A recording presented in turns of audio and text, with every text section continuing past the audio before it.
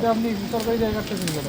এখন মাটি নাই কেন এই জায়গায়? মাটি নাই তাহলে কাটবেন না, আপনার মাটি সরকারি স্যার, জায়গা আমার কাটতেছেন। বাড়ি থাকা পরিবেশ খুব কষ্টকর স্যার। আমার ছেলে দেখে বাড়ি জায়গা খুব কষ্টকর, তাহলে আপনি সরকারি জায়গা দল করে থাকবেন, আরেকজনের জমি দল করে থাকবেন? দখল করে নিত এটা কি করতেছেন? কষ্ট করে করতেছেন, এটা কোন নিষেধ জানেন না আপনি? স্যার। আমরা তো ওই মাটি কাটতে ওই যে দেখেন না সাইকেল ওই পাশে কাটতে। আপনি এত কথা বুঝছেন, আপনি কেন কাটছেন সেটা বলেন। আপনি বলবেন যে এই অপরাধ কেন করছেন, আরেকজন করছে বলে আমি করছি বললে আপনি মাপ পাবেন?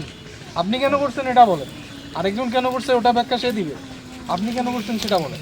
আমার তো মাটি মাটি নাই কেন?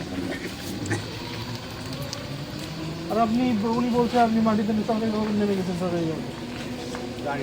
জানেন না, তা জানবেন আপনি, না জেনে তো আপনার লাভ কিছু করেন। স্যার অল্প কিছু থাকা পেয়েছে স্যার, অল্প কিছু সামান্য অর্ধেক হাফি পেয়েছে।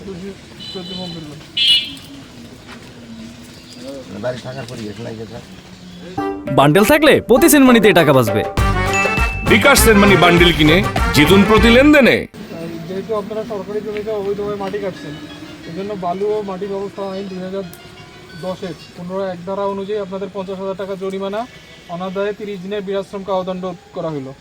এবং আপনারা যদি এখন জরিমানা টাকা না দেন, 30 দিন আমরা কি জেলে নিয়ে যাব, 30 দিন জরিমানা 30 দিন জেলে থাকবেন। এর মধ্যে যদি আপনারা যে কোনো সময় জরিমানা টাকা দিয়ে দেন তাহলে সাথে সাথে ছাড়া পাবেন, এবং যদি না দেন তাহলে 30 দিন পরে আপনারা ছাড়া পাবেন, কিন্তু আপনাদের সম্পত্তি ক্রোধ করে সরকারি টাকা আদায় করে সরকারি তহবিলে জমাতে হবে। বুঝতে পারছেন? দেখেন স্থানের নাম বলেন তো। বলরদি পুরো নাম বলেন। গ্রাম বলরদি চালা ইউনিয়ন মধ্যে। রাস্তাটা কি?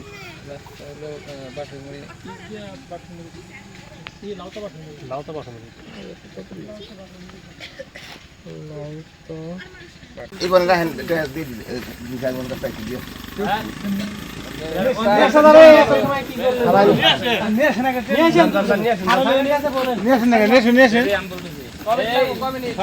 কয় মিনিট লাগবে?